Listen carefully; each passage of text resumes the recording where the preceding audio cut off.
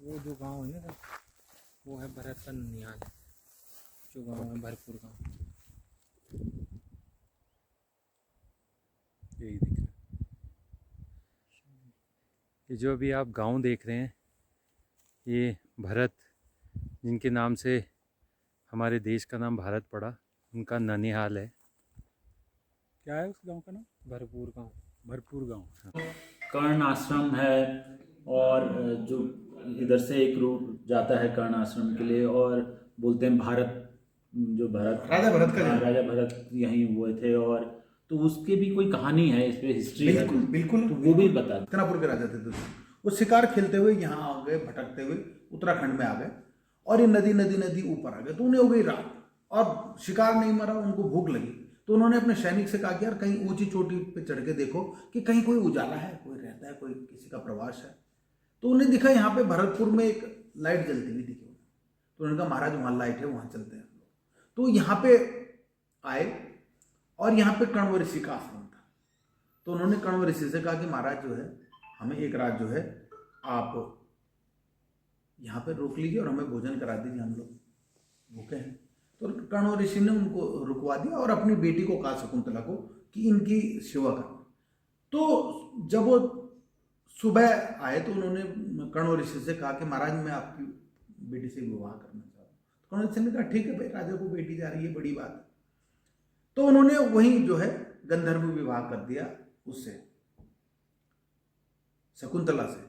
और इस बीच में कुछ समय तक राजा दुष्यंत उन्हीं के साथ आश्रम में रहे। उसके बाद में उन्होंने निशानी के स्वरूप एक अंगूठी अपनी पत्नी को दी और उनको कहा कि मैं वापस हस्तिनापुर जा रहा हूं और वहां से दोबारा तुमको लेने आऊंगा। तो 1 महीना हो गया, 2 महीना हो गया, 3 महीना हो गया, 4 महीने हो गए, 5 महीने हो गए, नहीं आए। एक दिन जो है शकुंतला उनकी यादों में खोई हुई थी, बैठी हुई थी। तब तक दुर्वासा ऋषि जाते हैं नीचे, और वो शकुंतला उनको प्रणाम नहीं कर पाती। तो वो सीधा उसको श्राप देते हैं कि जा, जिसकी यादों में तू खोई हुई है वो तुझे भूल जाएगा। तो ऐसे ही श्राप के कारण जो है राजा दुष्यंत भूल गए कि मेरी पत्नी है। अब वो रोने लगी। उसने कहा महाराज गुरुजी, मैं जो है माफी चाहती हूँ आपसे, पाँव पकड़ती हूँ उनके, आप श्राप वापस ले लो। उन्होंने कहा भाई मैं श्राप वापस नहीं ले सकता, लेकिन इसमें संशोधन कर सकता हूं कि जो अगर उसने तुम्हें कोई निशानी दी है, अगर वो दोबारा उसको देख लेगा तो उसे तुम्हारी याद आ जाए। तो करीब 7-8 साल बाद फिर राजा दुष्यंत शिकार खेलने आ जाते हैं इस क्षेत्र में, और उनको भूख लगती है, और वो मालिनी नदी यहीं पे नीचे है। मालिनी नदी में अपने सैनिकों को बोलते हैं कि मछली मारो।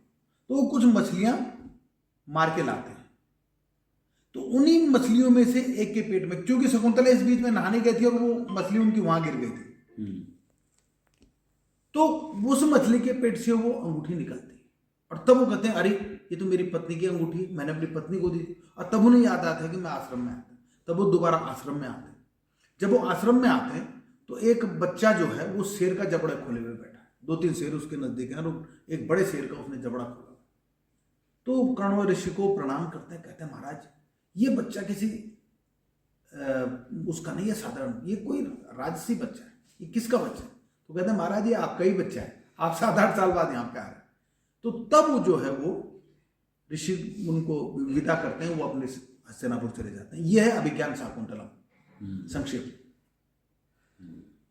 बहुत अच्छा